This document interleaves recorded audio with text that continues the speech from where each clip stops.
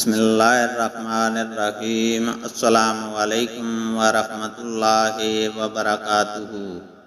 حدیث نبوی صلی اللہ علیہ وسلم ہے، میں حج کے دن ابن عمر رضی اللہ تعالی عنہما کے ساتھ تھا جب نیزے کی انی آپ کے تلوے میں چبھ گئی، جس کی وجہ سے آپ کا پاؤں رکاب سے ہی چپک گیا۔ تب میں نے اتر کر اسے نکالا۔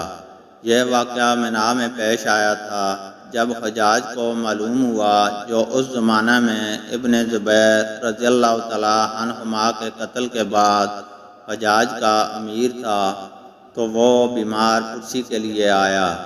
حجاج نے کہا کہ کاش ہمیں معلوم ہو جاتا کہ کس نے آپ کو زخمی کیا ہے۔